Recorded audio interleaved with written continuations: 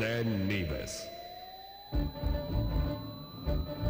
From the VON Newsline, this is the VON Major Newscast. Good evening. I am Tashan Tyson along with Mikhail Maloney in with your VON Major News package for today, Tuesday, 16th April 2019. In our lead stories, nationally, Prime Minister Harris received Republic of China Taiwan's highest award, and police investigating Nevis's first recorded suicide. Regionally, Barbados' police chief says gun amnesty wasn't very successful. Internationally, Notre Dame Cathedral saved within crucial half hour. And in sports, Los Angeles Clippers stun Golden State Warriors with record comeback. We'll have the details of these and other stories after this message.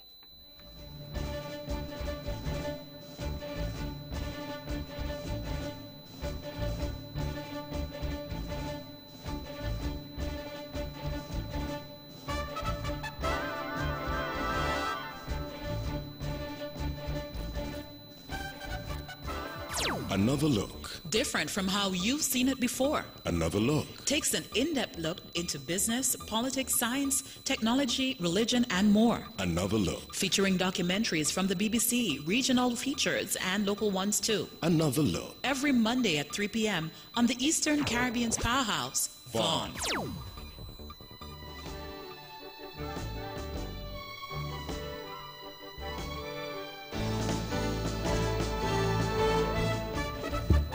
Welcome back, and now the national news in detail. Prime Minister Dr. Honorable Timothy Harris was today, Tuesday, April 16, 2019, bestowed the Order of Propitious Clouds with special Grand Cordon by the President of the Republic of China Taiwan, Her Excellency Dr. Tsai Ing-wen. The Order of Propitious Clouds with special Grand Cordon is one of Taiwan's highest orders and decorations conferred on foreign heads of government. The honor was bestowed on the St. Kitts and Nevis Prime Minister during a state banquet held at the Presidential Office Plaza in Taipei, following the staging of a 19-gun military display by the Taiwan Honor Guard. Dr. Harris said he considers the Order of Propitious Clouds a tribute to the immense success that the Team Unity administration has had in working with the government of the Republic of China Taiwan to cultivate an even more favorable relationship than that which existed before his tenure as Prime Minister of St. Kitts and Nevis. Prime Minister Harris reaffirmed the commitment and unwavering support of the government of St. Kitts and Nevis, stating, "Ours has been a friendship that has withstood global, political and social changes, and in this new era, it is our hope that we both secure a future for our people that accords with the mandate given to us." In police news, authorities are investigating the circumstances surrounding the death of a man who is said to have committed suicide.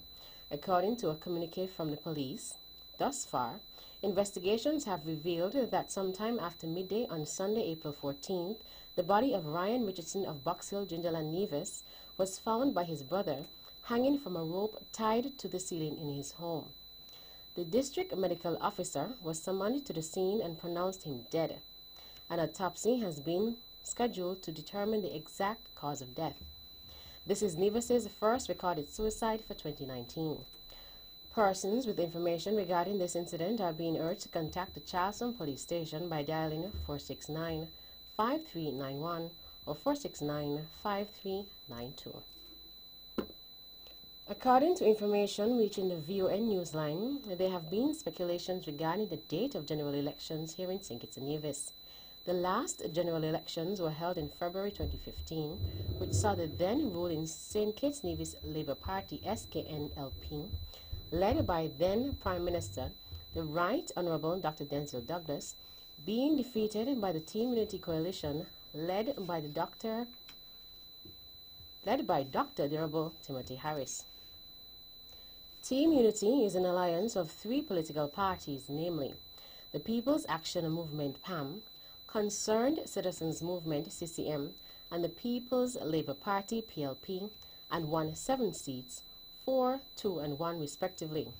The SKNLP won 3 seats, and the Nevis Reformation Party, NRP, secured 1 seat. Approximately 4 years and 2 months later, elections, according to speculations in the public, are near. Elections are constitutionally due by 2020. But does the Prime Minister have an election date in mind? During his last press conference on April 9th, Prime Minister Dr. The Honorable Timothy Harris said he has not started to think about elections. I have not yet begun to think about elections. I am thinking about continuing to serve the people, the poor in particular who need the health care. I'm waiting for our national health insurance scheme to be advanced further. And there are several other things that we have to do on behalf of the people. He added that Team Unity is not worried. We are not anxious over an election because we know what the outcome will be.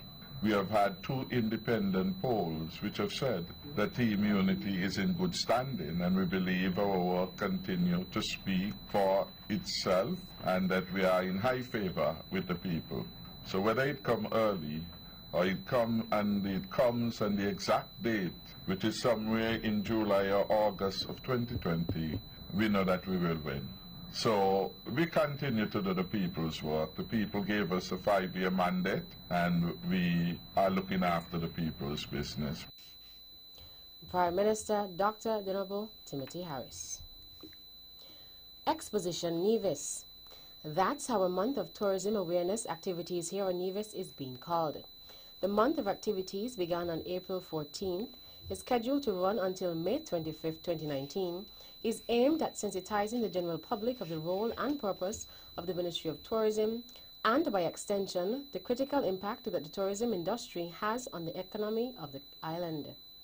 The theme for Exposition Nevis is Celebrating Nevis's Tourism Through Festivals, and is in line with the designation by the Caribbean Tourism Organization, CTO, of 2019 as the Year of Festivals in the Caribbean.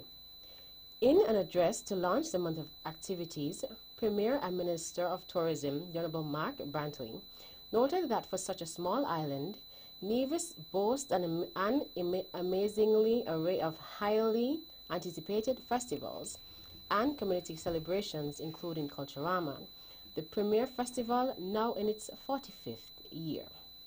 The Barnsgut Breadfruit Festival, the Jessup's Seafood Fiesta, the Nevis Mango and Food Festival, the St. Kitts and Nevis Restaurant Week, the Indian Castle Fisher Folk Association Fishing Tournament, the Nevis Blues Festival, the Nevis Fruit Festival, the St. Thomas's Fest, Gingerama, Windfest, the Mini Olympics, Nevis Triathlon and Nevis Marathon, the Nevis Agricultural Open Day, the New River Farmers Association Open Day, SJCIC Kite Flying Competition, the Nevis Fishing Tournament.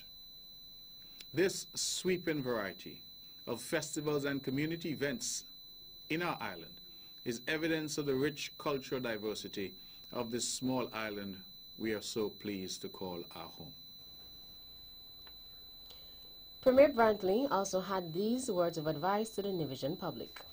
While I extol the value of festivals, at the same time, I must challenge us to not confuse debauchery, public lewdness, and licentious behavior with genuine celebration of truly noteworthy community elements.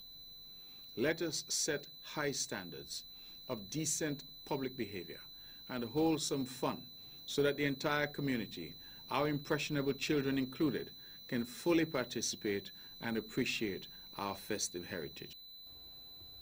Premier and Minister of Tourism, the Honorable Mark Brantley. The Forensic Department of the Royal St. Christopher and Nevis Police Force has concluded its examination on remains found on the outskirts of Cayon, St. Kitts. After seeking assistance from a forensic anthropologist in the region, the remains have been determined to be that of an animal. The remains were discovered on Friday, 12th April, and it was reported to the police force. There was speculation that the remains were that of a human. According to the release, the examination concluded that the remains were too big to be that of a human being. A man is in police custody assisting with investigations into an incident that occurred in his home. Police reports have revealed that about 7 a.m. on Monday, April 15th, Elmoth Valens of Old Road, St. Kitts, was at his home when he heard someone enter into his kitchen. He then fired a single gunshot with his licensed firearm in the direction of the person and, in the process, shot and injured in the neck Dijon Richardson of Buckley's, who had previously been doing electrical work on the premises with his stepfather. Richardson was transported to the JNF General Hospital and is presently warded in a critical condition. Valens and his firearm were taken into police custody. An appeal is therefore being made to the public to provide any information regarding this incident, and if so, call the Violent Crimes Unit, VCU, at 467-1887. And finally,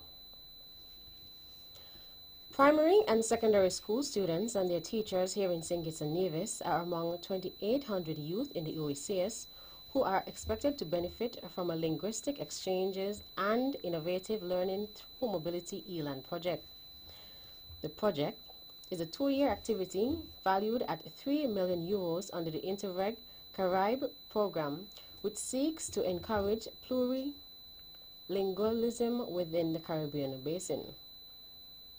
Under the project, the member countries of the Organization of Eastern Caribbean States, OECS, have been awarded 300,000 euros from the European Development Fund, EDF, to implement tailored activities to enhance student mobility and school exchanges through improved linkages among education institutions in the region. Specifically, the ELAN project will seek to increase support for school mobility in primary, secondary, and tertiary institutions, as well as improve proficiency levels in the languages used in the nearby geographical area, with a real priority given to school partnerships, and support the development of collaborative platforms to encourage virtual exchanges among educational communities. The program will provide a real opportunity for young people from the OECS to benefit from easier access to higher education and vocational training in a variety of fields. The ELAN project is also expected to serve as a springboard for the Martinique's active participation as an OECS member territory through linguistic exchanges, innovation, and mobility, which will build capacity, prepare young persons for active participation in and beyond the OECS region, and instill in citizens an appreciation for their own language. That's the national news segment. You can visit our website at www.vonradio.com or check us out on Facebook at Von Radio or our Von Radio YouTube channel for these and other stories. News from across the region is next with Mikkel Maloney.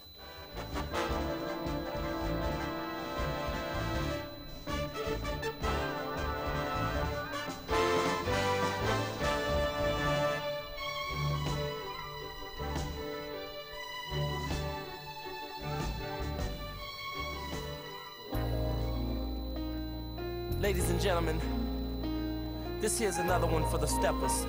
Swipe to win big in 2019.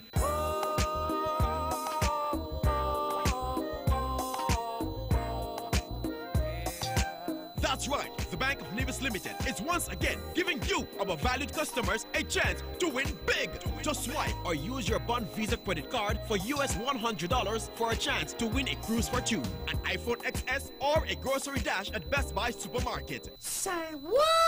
Sign up for a Bond Visa credit card and automatically be entered for a chance to win. This offer ends August 31st, 2019. So tell your friends and family, just swipe to win big with the Bank of Nevis. The Bank of Nevis Limited, improving the quality of life. Like us on Facebook or follow us on Instagram.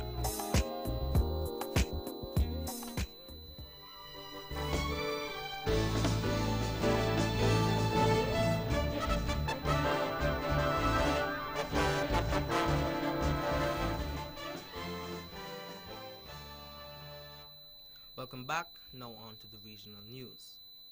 The Barbados government's one-week gun amnesty netted 32 firearms and 1,758 rounds of assorted ammunition. many of them small caliber and old. Commissioner of Police Tyrone Griffith said on Monday during a press conference that any firearms and ammunition that are taken off the streets gives less potential for someone to be injured. According to the Caribbean 360, the top cop also said that he would be paying more attention to stopping illegal guns getting into the country in the first place, as he suggested that corrupt practices at ports of entry could be hampering police efforts. In an update to the country on the outcome of the amnesty that ran from April 7th to 13th, Commissioner Griffith admitted that the police did not expect much from the amnesty.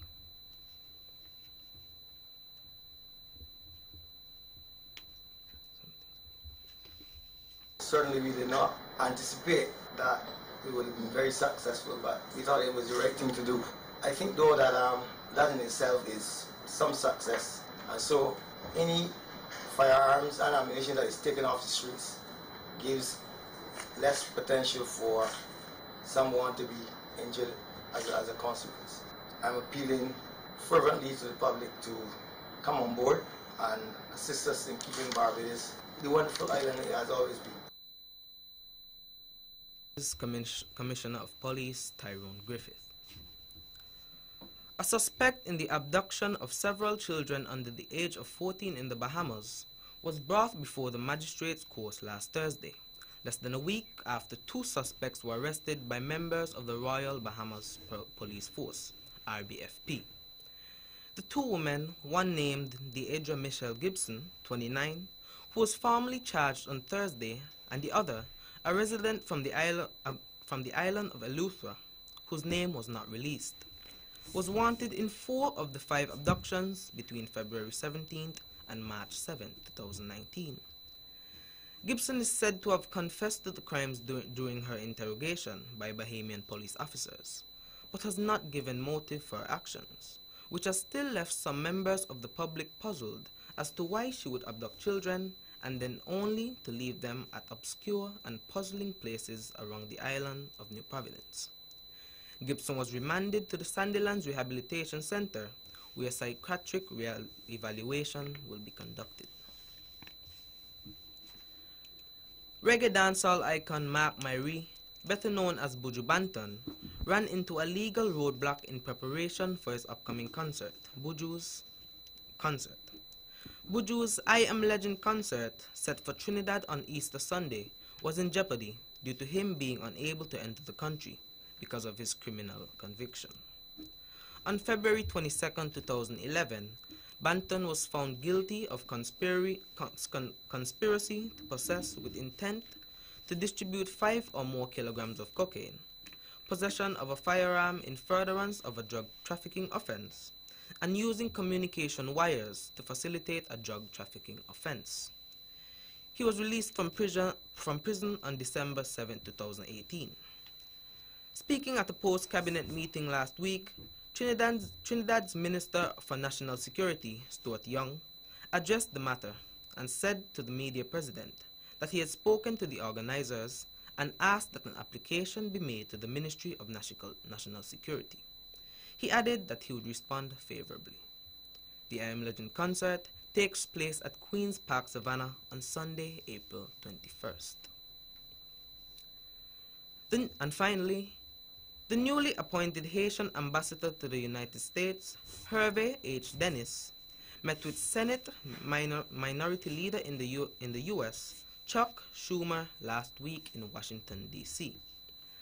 As a result of their meeting, Mr. Schumer has promised to be an advocate of both the Temporary Protected Status, TPS, of Haitian nationals and the Caribbean Basin Recovery Act.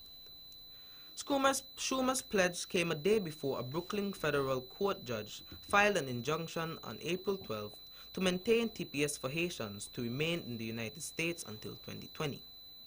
As Haiti recovers from damage sustained by a 7.0 magnitude earthquake that occurred in 2010, and an outbreak of cholera that was brought to the island by UN relief workers.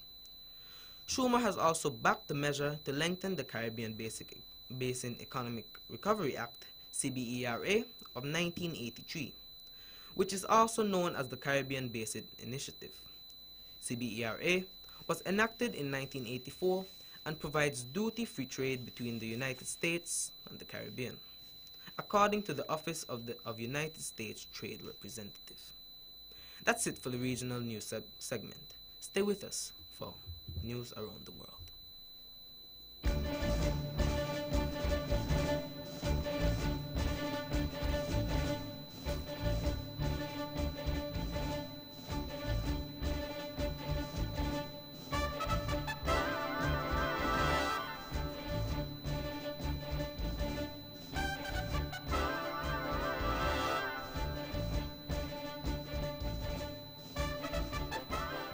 Welcome back, and now the international news in detail.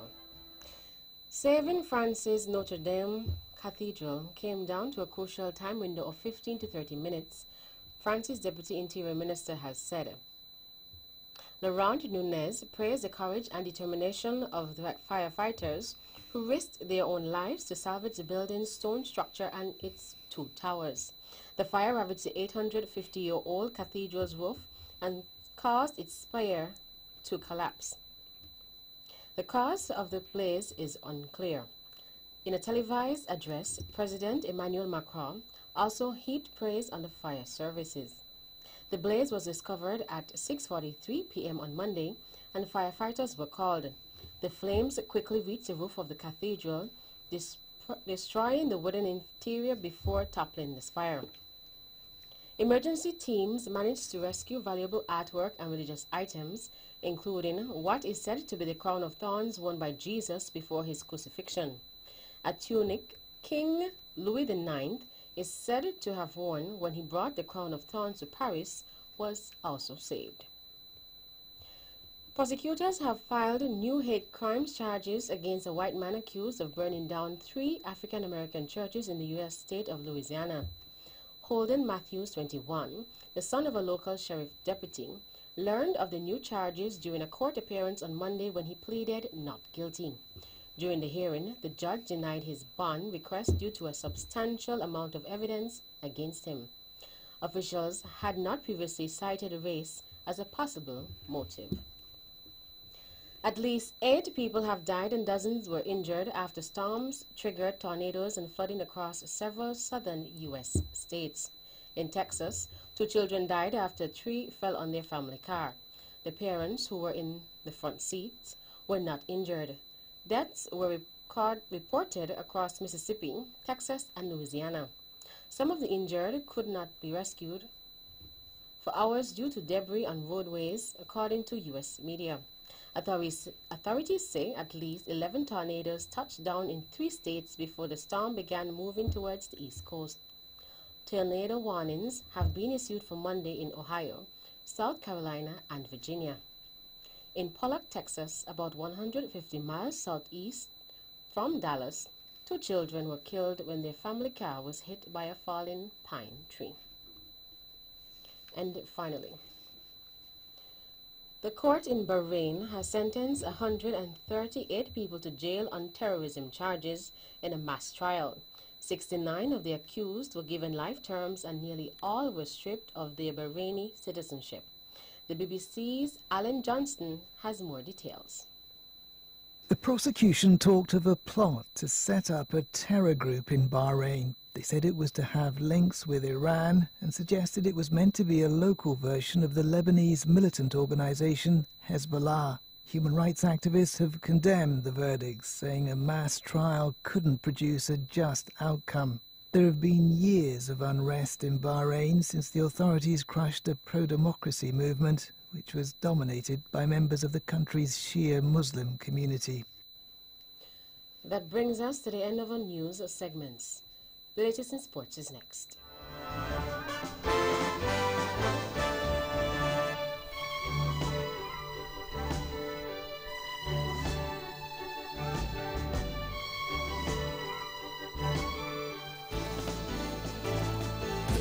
Home and Building Depots are going green in the month of April. Purchase your selected eco-friendly products, including solar panels in store. Receive 20% discount and a free green shopping bag. Join us as we celebrate Earth Week from 22nd to 29th. Take along your green bag and receive an extra 5% off all the items that can fit inside. Live green. Shop at the TDC Home and Building Depots. Terms and conditions apply. See stores for details. Offer good while stocks last.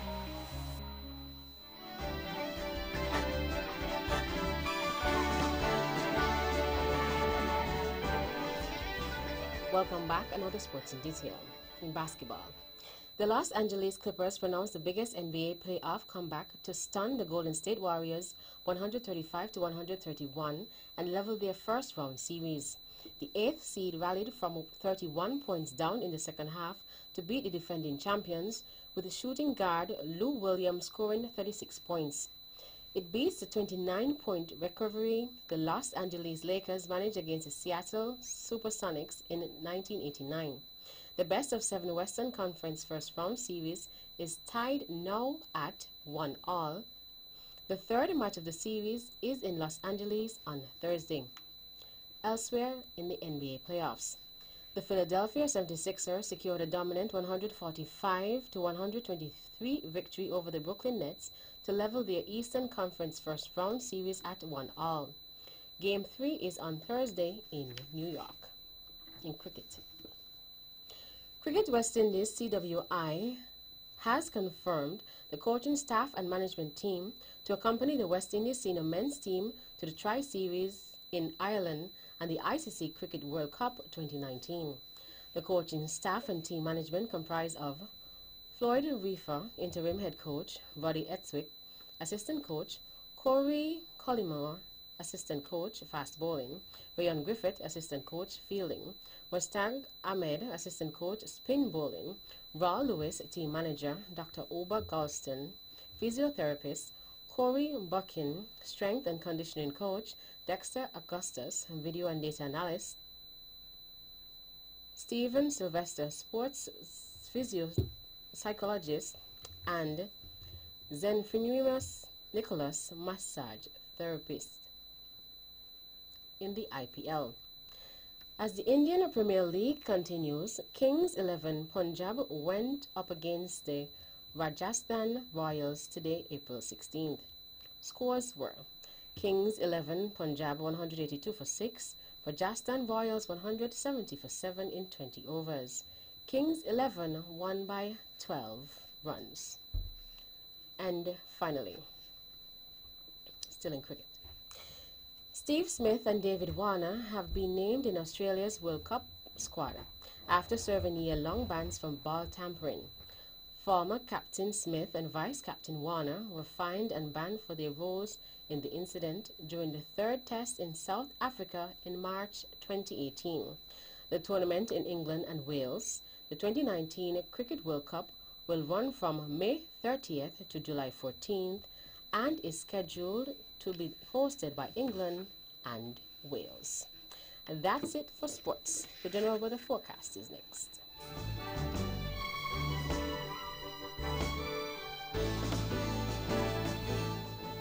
Welcome back, and now the local weather forecast for St. Kitts and Nevis.